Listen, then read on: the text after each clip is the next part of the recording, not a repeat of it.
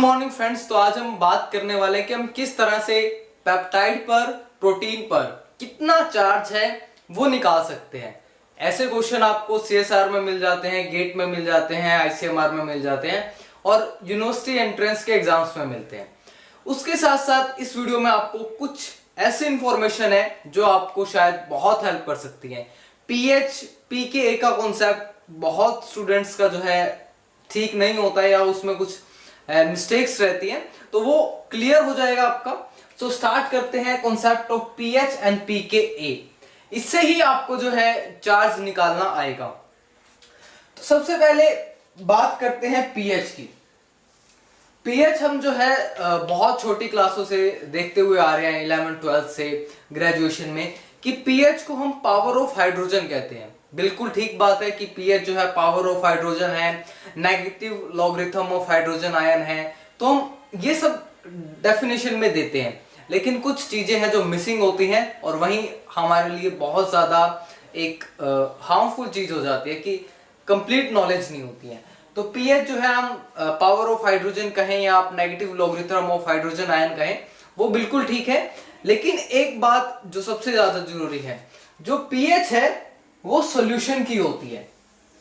PH जो है वो सॉल्यूशन की होती है। अब सॉल्यूशन आप बनाते हैं, चाहे आप उसमें सॉल्ट डालें, शुगर डालें या आप डिटॉल डालें, कुछ भी आप डालें, कोई भी आप केमिकल डालें, आप सोडियम बाइकार्बोनेट डालें, HCl डालें, H2SO4 डालें, जब वो सॉल्यूशन बन जाएगा तभी आप उसकी पीएच बता सकते हो कि उसकी पीएच इतनी है। उससे पहले आप उसकी पीएच नहीं बता सकते हो। जैसे आप पाउडर फॉर्म में सोडियम बाइकार्बोनेट ले लें, मीठा सोडा जिसे हम कह देते हैं, तो आप उसकी पीएच वैसे नहीं बता सकते हो। तो पीएच आपको बताने के लिए आपको सॉल्यूशन बनाना पड़ेगा। तो सबसे पहली बात यही है, जो पीएच है वो आपकी सॉल्यूशन की होती है। अब नेक्स्ट बात करते हैं पीके वैल्यू। पीके वैल्यू और पीएच का कॉन्सेप्ट, यहां पर कंफ्यूजन था, उसको दूर करेंगे हम कि पीके वैल्यू होती क्या है। तो पीके वैल्यू को समझने के लिए मैं आपको एक एग्जांपल देता हूं। हमारे पास एक चौक है या कोई भी ऐसी चीज है जिसको आप हथौड़े से तोड़ना चाहते हैं, एक हैमर से तोड़ना चाहते हैं। आप उस पर 10 न्यूटन का फोर्स लगा रहे हैं तो वो नहीं टूट रहा है। आप उस पर 50 न्यूटन के फोर्स से हैमर को स्ट्राइक कर रहे हैं तो वो टूट रहा है। वो दो भाग में आपका 2 पार्ट्स में डिवाइड हो जाता है। तो आप फोर्स की बात मैंने करी कि दो आपके जो पार्ट्स हो गए, आपने जो 50 न्यूटन का फोर्स लगाया। इसी तरह से जो पीके वैल्यू है ये आपका एक पीएच वैल्यू ही होती है, जिस पर कि आपका वो मॉलिक्यूल, वो फंक्शनल ग्रुप जो है टूट जाता है। अब वो फंक्शन, हमने एग्जांपल लिया था कि 10 न्यूटन से हमने स्ट्राइक करा, एक हमने 15 न्यूटन से स्ट्राइक करा। तो 10 न्यूटन को अगर मैं मान लूं कि ये पीएच आपकी 10 है और यहां पर मान लूं ये पीएच आपकी जो भी है, वैसे तो 14 तक हम लेते हैं, यहां पर मैं इसे 14 ही ले लेता हूं कि 14 न्यूटन से हमने स्ट्राइक करा। 10 न्यूटन पे जब हमने फोर्स लगाया था वो नहीं टूटा, वो नहीं टूटा। आप जिसको 2 पार्ट्स में डिवाइड करना चाह रहे थे वो नहीं टूटा। लेकिन जब आपने 15 न्यूटन से स्ट्राइक करा तो वो टूट गया। ऐसा ही कुछ हमारा पीके वैल्यू है। पीके वैल्यू एक तरह की आपकी पीएच ही है जो कि कंपाउंड टू कंपाउंड वेरी करती है। मैंने एग्जांपल दिया था सोडियम बाइकार्बोनेट का, उसकी पीके वैल्यू कुछ और होगी। अब पीके वैल्यू क्या बताती है कि किस पीएच पर जो आपका कंपाउंड है वो डिसोशिएट हो जाएगा, आयनाइज हो जाएगा। तो पीके वैल्यू आपकी पीएच ही होती है, वो किसी कंपाउंड की होती है। सॉल्यूशन की पीके वैल्यू नहीं होती है, वो किसी कंपाउंड की होती है। आप सोडियम बाइकार्बोनेट लेंगे, HCl लेंगे, तो HCl की पीके वैल्यू आपको दी होगी कि इस पीएच पर जो है ये डिसोशिएट हो जाएगा, आपका H पॉजिटिव अलग हो जाएगा, क्लोराइड अलग हो जाएगा। इसलिए पीके को आपका डिसोसिएशन कांस्टेंट भी कहते हैं। ये बात आपको समझना बहुत जरूरी था। तो pK is the ionisable functional group, की जो आपका आयनाइजेबल फंक्शनल ग्रुप है उसकी पीके वैल्यू क्या है। अब यहां पर मैंने इसकी पीके वैल्यू लिख दी, यहां पर मैंने लिख दी 8। अब पीके वैल्यू 8 का मतलब क्या है कि आपका जब आपके सॉल्यूशन की पीएच 8 होगी, आप उसमें ये कंपाउंड डालेंगे तो ये आपका आयनाइज्ड हो जाएगा। तो ये पीएच ही बताया ना, ये पीके वैल्यू क्या है, एक तरह से आपकी पीएच ही है किसी कंपाउंड की, जो उस सॉल्यूशन में डालने पर उस पीएच पर टूट जाता है। ये आपका समझना बहुत जरूरी था। इसी कॉन्सेप्ट को थोड़ा सा मैं आगे बढ़ाऊंगा, थोड़ा टाइम ज्यादा लगेगा लेकिन क्लियर होना चाहिए। हमने एक एक्स वाई एक कंपाउंड ले लिया जिसकी पीके वैल्यू जो है वो आपकी 6 है, वो आपकी 6 है। तो अब आप देखेंगे कि यहां पर जब तक इसको सॉल्यूशन की पीएच 6 नहीं मिलेगी, सॉल्यूशन की पीएच 6 नहीं मिलेगी तो वो आपका डिसोसिएशन होने में दिक्कत करेगा, डिसोशिएट नहीं होगा, आयनाइज नहीं होगा। तो इस तरह से आपका होता है कि पीके आपकी पीएच वैल्यू ही होती है लेकिन वो किसी कंपाउंड की होती है, आयनाइजेबल फंक्शन ग्रुप की होती है। यही हम प्रोटीन्स में इसी तरह से चार्ज निकालते हैं। अब जो नेक्स्ट कॉन्सेप्ट है वो आपका रूल्स है। हमें सिर्फ 2 रूल्स चाहिए होते हैं किसी भी प्रोटीन पेप्टाइड पर चार्ज निकालने के लिए। फार्मा में भी हम पढ़ते हैं, वहां पर थोड़ा कॉन्सेप्ट और ज्यादा कॉम्प्लिकेटेड हो जाता है, उसको हम नहीं डिस्कस करेंगे। तो आयनाइज्ड फॉर्म और डीप्रोटोनेटेड फॉर्म, ये आपका एक ही बात होता है। इस चीज को समझना बहुत जरूरी है, कंफ्यूजन बहुत सारा है। आपको ये वीडियो सिर्फ पेप्टाइड प्रोटीन उसके चार्ज को लेकर नहीं है, इस वीडियो में बहुत कुछ इंक्लूड है, बहुत कंफ्यूजन दूर होता है। तो आयनाइज्ड फॉर्म जो है उसे हम डीप्रोटोनेटेड फॉर्म कहते हैं। डीप्रोटोनेटेड, जिसमें से आपका प्रोटॉन निकल चुका है। जैसे HCl है आपका, HCl है, अगर इसमें से प्रोटॉन निकल जाएगा तो ये आपका ये फॉर्म जो है आपकी प्रेजेंट होगी कि इसमें से आपका जो प्रोटॉन है वो निकल गया है और यहां पर क्या हो गया है, आयनाइजेशन हो गया है। जैसे आप देख रहे हैं यहां पर ये आयनाइजेशन हो गया है और इसे ही हम डीप्रोटोनेटेड फॉर्म कहते हैं, जिसमें आपका प्रोटॉन प्रेजेंट नहीं है, प्रोटॉन निकल चुका है, उसे ही हम डीप्रोटोनेटेड फॉर्म कहते हैं। यहां पर बहुत बार कंफ्यूजन हो जाता है, कई बार आपको अनआयनाइज्ड टर्म दे दी जाती है, कई बार आपको आयनाइज्ड, प्रोटोनेटेड, अनप्रोटोनेटेड, इस तरह से आपको दे दिया जाता है। और ज्यादा कंफ्यूज करने के लिए आपको एसिड या उसका साल्ट दे दिया जाता है, बेस या उसका साल्ट दे दिया जाता है, तो इस तरह से कंफ्यूजन क्रिएट किया जाता है। लेकिन मोस्ट टर्म जो है वो यही यूज होती है, आयनाइज्ड, अनआयनाइज्ड, प्रोटोनेटेड, डीप्रोटोनेटेड। तो आयनाइज्ड का मतलब है कि वो आयनाइज हो चुका है, उसमें से प्रोटॉन निकल चुका है, तो हम उसे डीप्रोटोनेटेड फॉर्म कह देते हैं। अनआयनाइज्ड फॉर्म, जिसमें से प्रोटॉन नहीं निकला है, अनआयनाइज्ड, वो आपका एक कंप्लीट पैकेज में है, कंपाउंड के साथ अटैच है। प्रोटोनेटेड फॉर्म है जो कि आपकी HCl है। अब यहां पर आप देखेंगे ये आपकी प्रोटोनेटेड फॉर्म है और अनआयनाइज्ड है, इसमें कुछ भी आयनाइजेशन नहीं है, कुछ भी आपका चार्ज प्रेजेंट नहीं है। अब जो दूसरा कॉन्सेप्ट है इसको हम एक ट्रिक के साथ समझेंगे, पीएच और पीके का, कि कब आयनाइजेशन होगा, कब आयनाइजेशन नहीं होगा, उस चीज को हम कैसे समझे। तो वो बहुत ज्यादा जरूरी है कि हम उस चीज को किस तरह से समझते हैं कि आयनाइजेशन होगा या नहीं होगा। तो आप देखेंगे यहां पर कब आयनाइजेशन होता है, pH is greater than pKa. अब पीएच आपको पता है किसकी होती है, सॉल्यूशन की होती है, और पीके वैल्यू आपकी कंपाउंड की होती है।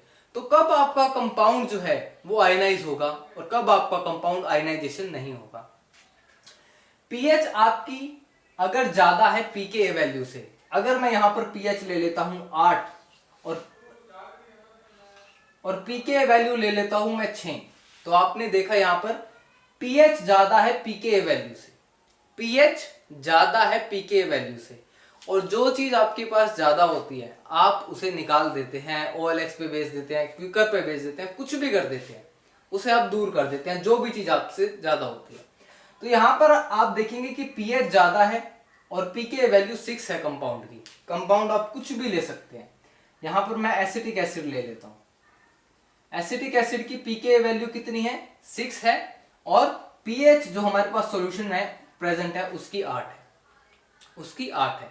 तो यहां पर जो चीज ज्यादा है वो आपकी निकल जाती है, जो चीज ज्यादा है वो आपकी निकल जाती है। तो पीएच में देखेंगे जो आपका लास्ट है वो H है, और H को हम हाइड्रो आपका जो है प्रोटॉन कहते हैं, H पॉजिटिव कहते हैं, या पीएच को ही हम पावर ऑफ हाइड्रोजन कहते हैं। तो आप यहां से एक ट्रिक बना सकते हैं एसिटिक एसिड का मैंने एग्जांपल दिया है, वो आपको ये मत समझना कि बहुत रियल केस है, वो एज एन एग्जांपल मैंने लिया है कि अब H ज्यादा है, pH में जो है लास्ट जो है वो H आता है, H ज्यादा है जिसे हम पावर ऑफ हाइड्रोजन कहते हैं, तो आपका प्रोटॉन जो है निकल जाएगा, क्योंकि जो चीज आपके पास ज्यादा है आप उसे निकालने की कोशिश करते हैं। तो ट्रिक क्या है, H positive more so we lose it, जो चीज हमारे पास ज्यादा है हम उसे निकाल देते हैं, तो हम यही चीज कर रहे हैं। अब H पॉजिटिव निकल जाएगा तो आपके पास कौन सी फॉर्म आ जाएगी, आयनाइज्ड फॉर्म आ जाएगी, या फिर मैं कहूं डी प्रोटोनेटेड फॉर्म आ जाएगी। pH ज्यादा थी pKa वैल्यू से, तो हमारे पास जो ज्यादा था हमने उसे निकाल दिया, और H को हमने निकाल दिया तो आप डी प्रोटोनेटेड फॉर्म आ गई आपके पास, और जो है आयनाइज्ड फॉर्म आ जाएगी। जो भी आपका pKa लिया था हमने, एसिटिक एसिड लिया तो CH3COOH हमारे पास था, तो अब pH ज्यादा थी तो इसमें से जो है आपका H पॉजिटिव जो है वो निकल जाएगा और आपके पास CH3COO नेगेटिव रह जाएगा। ये चीज होता है कि आपका H पॉजिटिव तो था, pKa का निकल गया। अब नेक्स्ट केस में आते हैं, pH कम है pKa वैल्यू से, यहां पर हमने pH ले ली 8 और pH ले लिया 5 और pKa वैल्यू ले ली 8, तो यहां पर आप देखेंगे pH कम है, तो हमें या तो हम हाइड्रोजन आयन लें या फिर हम उसे लूज ना करें, यानी आयनाइज फॉर्म आने ही ना दें। तो यहां पर जो चीज कम है आपके पास तो आप वो लेने की कोशिश करेंगे, आप अमेजोन से बाय करेंगे, फ्लिपकार्ट से बाय करेंगे, जिस भी चीज की आपके पास कमी है। तो यहां पर वही हो रहा है ट्रिक में कि आपके पास H पॉजिटिव लेस है, pH कम है, तो हम उसे या तो ले लेंगे या फिर कुछ और चीज हम उसे लूज नहीं करेंगे, यानी कोई और चीज हम देंगे नहीं, या तो हम उससे H पॉजिटिव आयन ले लेंगे लेकिन हमारे पास जो पहले से H पॉजिटिव आयन है वो हम नहीं देंगे। अगर आपके पास 50 रुपए हैं और आपको 100 रुपए और चाहिए तो आप 100 रुपए ले लेंगे किसी से, लेकिन अपने 50 रुपए उसे नहीं देंगे। तो यही चीज है, तो यहाँ पर आपको प्रोटोनेटेड फॉर्म मिल जाती है, आयनाइज्ड फॉर्म मिल जाती है। तो ये आपका रूल सेकंड जो था वो यहाँ पर कंप्लीट हो जाता है। जो आपका फर्स्ट रूल था, सॉरी सेकंड रूल के बारे में हम बात करेंगे। तो यहाँ पर जब हम देखते हैं कि आप जो स्ट्रक्चर है हमारा, जो बेसिक अमीनो एसिड्स की जो बेसिक स्ट्रक्चर है वो ये है। यहाँ पर आपका COOH ग्रुप है, यहाँ पर आपका अमीनो ग्रुप है, यहाँ पर आपकी साइड चेन प्रेजेंट होती है। तो P इसको हम pK अल्फा COOH कहते हैं, यानी इसकी pK वैल्यू हम देखेंगे, इसकी pK वैल्यू देखेंगे, और जो साइड चेन में जो कंपाउंड लगते हैं उनकी pK वैल्यू को देखेंगे। तो COH pK वैल्यू उसकी जो होती है वो आपकी 1.8 से 2.4 होती है, यानी इस pH पर जो है ये आपका क्या हो जाता है, आपका इस pH से ज्यादा पर क्या हो जाता है, ये आपका डी प्रोटोनेटेड फॉर्म में आ जाता है और आयनाइज्ड फॉर्म में आ जाता है। अगर इससे pH कम है तो आपका ये प्रोटोनेटेड फॉर्म में रहता है। सिर्फ आपको यही रूल अप्लाई करना है, वो हम यहाँ देखेंगे। और आपका अमोनिया का जो ग्रुप है NH2 है, उसका जो बेसिक है 8.8 से 9.8, मींस इसकी pK वैल्यू जो है आपकी 8.8 से 9.8 है। तो हमने दो केस देखे थे, pH कम और pH ज्यादा के। पहला केस है pK अल्फा COOH, इसकी प्रोटोनेटेड फॉर्म क्या होगी, प्रोटोनेटेड फॉर्म मतलब कि उसने प्रोटॉन को लूज नहीं करा है, तो ये होगी उसकी प्रोटोनेटेड फॉर्म। इस पर चार्ज कितना है आपका, 0 है। एक जो आपका रूल सेकंड है वो लिखने की जरूरत नहीं है, बहुत आसान है। रूल सेकंड आपका ये है कि जो एसिड है उस पर कभी भी पॉजिटिव चार्ज नहीं आता है, उस पर आपका 0 चार्ज आएगा या फिर माइनस में चार्ज आएगा, जो एसिड्स है। और जो बेस है उन पर आपका 0 चार्ज आएगा या फिर पॉजिटिव 1 चार्ज आएगा। ये आपका रूल सेकंड है, सिंपल सा रूल है। जैसे आपने देखा COOH ये आपका एसिडिक ग्रुप होता है, तो यहां पर प्रोटोनेटेड फॉर्म हो या आपका अनप्रोटोनेटेड फॉर्म हो, डी प्रोटोनेटेड फॉर्म हो, वहां पर या तो 0 आएगा या -1 आएगा। बेस में आपका 0 आएगा या +1 आएगा। तो यहाँ पर COOH आपने देखा प्रोटोनेटेड फॉर्म में 0 आ गया, डी प्रोटोनेटेड फॉर्म में आपका -1 आता है, प्लस नहीं आएगा, कहीं भी आपका प्लस नहीं आएगा। अब आप एसिडिक में देखेंगे pK, बेसिक में देखेंगे NH2, तो यहां पर जो प्रोटोनेटेड फॉर्म है, अब आपको रूल फर्स्ट अप्लाई करके देखना होता है कि प्रोटोनेटेड फॉर्म कब आएगा, डी प्रोटोनेटेड फॉर्म कब आएगा, तो उसका हम एग्जांपल भी करेंगे लास्ट में। तो NH3 आप देखेंगे यहाँ पर पॉजिटिव साइन आ गया प्रोटोनेटेड फॉर्म में तो 1 आ गया, और डी प्रोटोनेटेड फॉर्म में ये 0 हो जाता है आपका, यानी कोई चार्ज नहीं है। ये चीज आपको समझना जरूरी है कि प्रोटोनेटेड फॉर्म आपका जब H प्रेजेंट है तो कोई चार्ज नहीं होता, एसिडिक में 0 है, डी प्रोटोनेटेड फॉर्म में आपका -1 आ जाता है। NH2 आपका प्रोटोनेटेड है तो उसमें NH3 पॉजिटिव हो जाता है, पॉजिटिव मींस आपका एक चार्ज है। डी प्रोटोनेटेड जो एक हाइड्रोजन यहां बढ़ा था वहीं आपका हाइड्रोजन एक कम हो जाता है, and it's gets to NH2 जिसके ऊपर कोई चार्ज नहीं है, 0। तो रूल 2 क्या हुआ, एसिड के ऊपर कभी भी आपका जो है पॉजिटिव चार्ज नहीं आता है, या तो वो 0 रहता है या -1 रहता है, और बेस आपका पॉजिटिव चार्ज में रहता है, माइनस में नहीं आता। तो ये आपके थे। अब इसके बाद जो है, इसके बाद मैं अगर बात करूं, इस चीज को मैं एक बार रब कर देता हूं, तो साइड चेन जो है हमारी रह गई। यहां से आपको कुछ इंफॉर्मेशन है, पी के आप आर लेते हैं हम, तो यहां पर मैं लिख रहा हूं डी। डी क्या होता है, आपका एस्पार्टिक एसिड होता है, और उसकी पीके वैल्यू होती है आपकी 3.65, और एस्पार्टिक एसिड ही जो है आपका मोस्ट एसिडिक अमीनो एसिड है। ये बात आपको पता होना चाहिए। मोस्ट एसिडिक अमीनो एसिड जो है वो आपका एस्पार्टिक एसिड है, जिसका शॉर्ट सिंबल जो है हम डी यूज करते हैं। नेक्स्ट आप देखेंगे क्यू, ये आपका क्या है, ये आपका ग्लूटामिक एसिड है, इसकी पीके वैल्यू क्या है 4.25 है। तो ये आपके दो ही आपके एसिडिक अमीनो एसिड होते हैं, एक आपका एस्पार्टिक एसिड होता है, एक आपका ग्लूटामिक एसिड होता है। उसका आपका जो सिंबल है एस्पार्टिक एसिड का डी है, पीके वैल्यू 3.65 है, इसलिए ही वो आपका मोस्ट एसिडिक है। ग्लूटामिक एसिड को हम क्यू से रिप्रेजेंट करते हैं, पीके वैल्यू 4.25 है। अब बात कर लेते हैं बेसिक की। बेसिक में आप देखेंगे पीकेआर आपका हिस्टिडीन, ये आपका 6.0 है।